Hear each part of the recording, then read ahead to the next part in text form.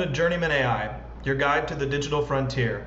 We bring you masters from diverse fields like AI, remote work, and content creation to share their insights and journeys.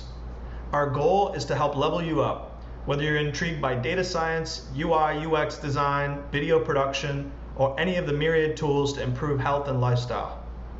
It's a practical exploration of the tools and strategies that can take you from novice to journeyman. So gear up for an exciting journey of learning, growth, and transformation. Welcome to the Journeyman AI podcast. Firstly, I just wanted to talk about why I'm doing this. So an intro of myself is probably what I should start with. My name is Levente Sabo. I'm a data scientist, now data science manager. I work in the financial technology space in risk management. And I'm in the AI software engineering space, and I've been working at this specific company for 3 years, and before that I was a graduate student. So I've always just had a high level of curiosity, interest in learning new concepts. Sometimes I get really deep down and learn something entirely new that's unrelated to software engineering and data science, and then I can apply that to my life. So I've met people in all different fields, whether it's people who are into health and fitness, or they're into business at a core sense, like real estate, or they're people in marketing. And you can take little tidbits of information from different people, and if you're open to it, you can really get a lot of value out of applying that to your own life. Also, I just see the world moving more in the direction of you have your core skills and what you're really good at, and you have some value that you're contributing, but instead of just being employed at a company where you're going to be typecast into a specific role, I think the world is moving in a direction where we're all going to be able to sort of be our own boss, or I guess internet entrepreneurism has been a thing for a while, but I think it's just going to expand even more. Post-COVID, I assume there's just so many more remote workers than there used to be. You don't have to be in one of those big metro areas. I'm just really excited for the future, and I am starting this podcast to try to collaborate with other individuals who are also, I guess you could call them experts in their own field, but they're open to learning new things. So I'm gonna have each episode either have a guest on where they can tell us about, how they became, let's say, expert in sales, and now they're running their own firm, or somebody who is a very technical AI engineer kind of person who is working on their own SaaS product, or it's someone who is a content creator and they know the step-by-step process to making really good content. I'm going to try to take them on the podcast and interview them and understand what their process was to get started in that world, how they really got to their expert level, and maybe some tips and tricks on how they succeed in their sphere. So I hope to bring you from a novice to a journeyman status where you can at least practice and give value with some of these skill sets. I have no intention of bringing you to a master level in something, and that's not the point here. The point here is, I suppose, breadth instead of a lot of depth. But we will be focused mostly on digital kind of roles, I think entrepreneurial pursuits, and then different concepts where you can, how to improve your focus, how to improve your health, supplements, or any kind of concepts that I think are valuable to thriving in this modern age. So as a first thing, I've always been passionate about career growth and trying to improve myself. For a long time, it was just very technical. The things I would be doing is, in graduate school, I was studying computer science, so understanding everything, trying to do well in those exams, writing papers. I worked on a few publications, more like research, and you go really, really deep in those concepts, and you almost just block out the rest of the world. So I think the first thing I wanted to demo as a product demo for you guys is this thing called virtual speech. So if any of you have an Oculus, I have Oculus Quest 2, and it's a really fun tool So initially I got it. I definitely just downloaded the video games, and I was playing ping pong and mini golf and all sorts of fun things. But it can really be valuable as a kind of productivity tool. So what I found this application called Virtual Speech, and what this does is it lets you puts you in an environment where you're presenting something. So it could be like auditorium or a job interview, or like a one-on-one conversation. And using virtual reality and these avatars, it puts you in this simulated environment, and it actually kind of feels real. And the intention is to use that. You could upload your PowerPoints there, and then you can practice your public speaking. So public speaking is something I've actually struggled with, just because part of it is social anxiety, and you feel the pressure of all the eyes on you. And for me, I tend to be thinking really fast, and I can sort of trip over my thoughts. So I could see something like this being really helpful for me to just habituate myself to these kind of more stressful situations, and then also as a form of practice. They also have some cool vocal exercises there. So I'm going to cut to the video part where I can actually demo this for you guys. All right, so this is the front page. You can see they have a couple features here. Warm-up exercises, practice rooms. You can even role play with ChatGPT. And of course, they have a lot of premium features. But I'm just going through this trial. So let's just show you for the meeting rooms or the practice rooms. You can go into a conference room, a meeting room, debating room, classroom, or interview prep. They have these 2D or 3D avatars. Personally, I like the 2D avatars better. It feels more realistic. They have these warm-up exercises that'll help you practice your voice. Practice rooms.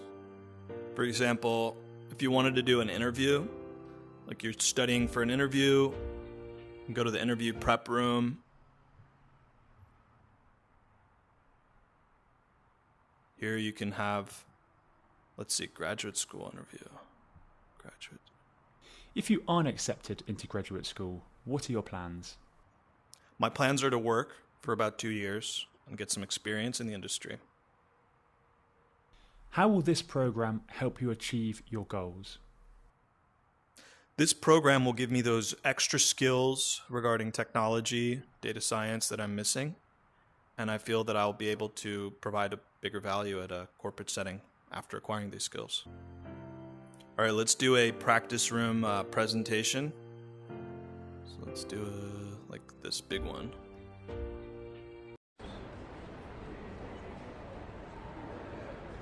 It feels somewhat realistic, I think. It's just to get your feet wet.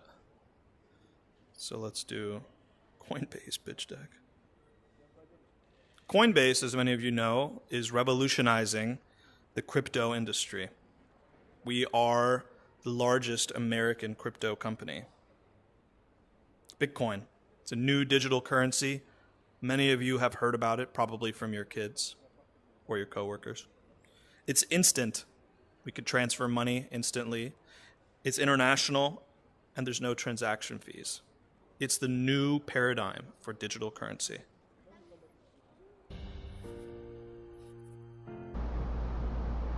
Yeah, so that was really interesting. I'm definitely I'm not a huge VR fanatic.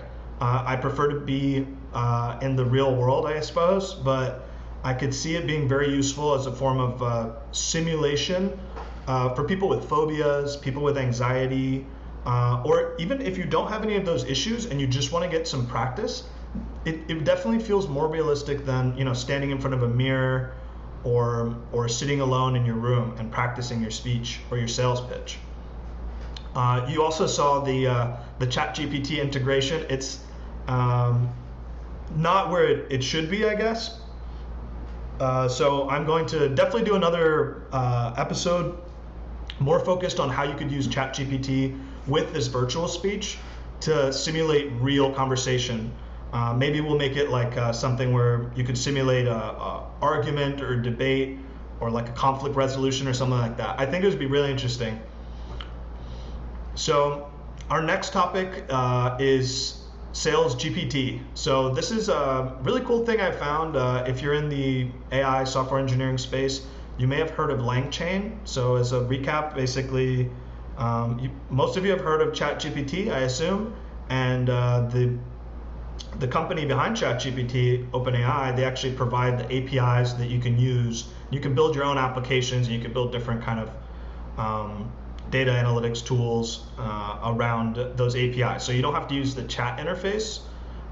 You can actually build these applications, and LangChain is a software package that allows you to build those applications. So not to get too technical, but basically it's like a wrapper around some of these OpenAI features or large language model features.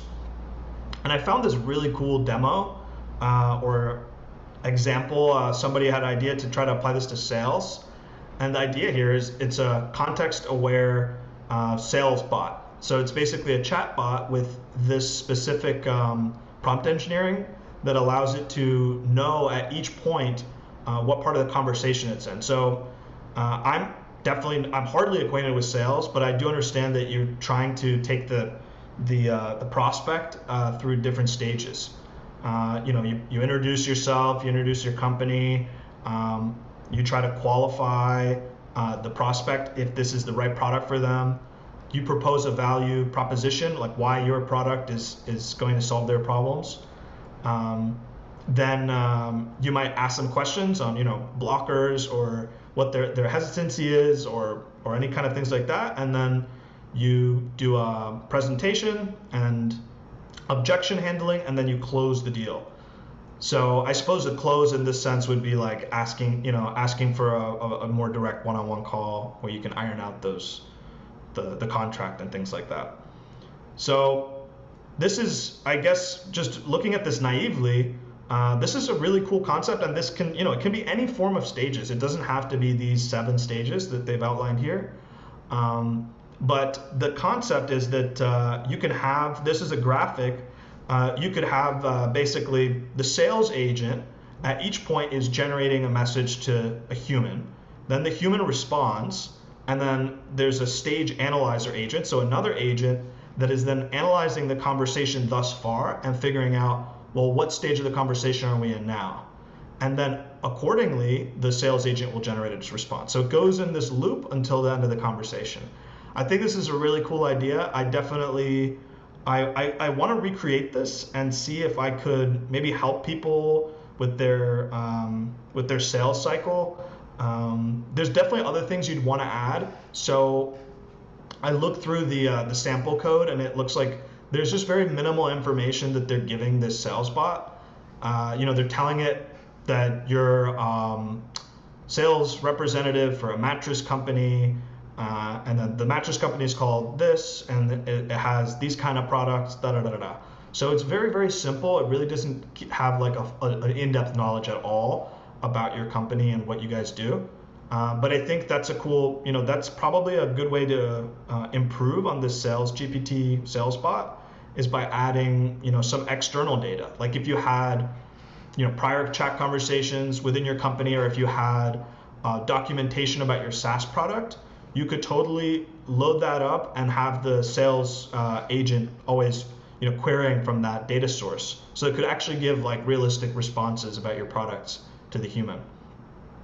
So definitely a cool concept. I'm going to keep running with this and probably have this be my sort of side project.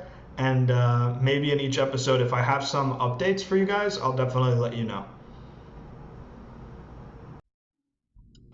All right, everybody. So thank you for listening to the first episode of the Journeyman AI podcast. I'm really excited just to have this as a platform to connect people and to invite people and share their unique experiences. Hopefully next time I'll have a guest, but if not, I definitely have a lot of things I want to talk about and introduce as interesting concepts and conversation starters.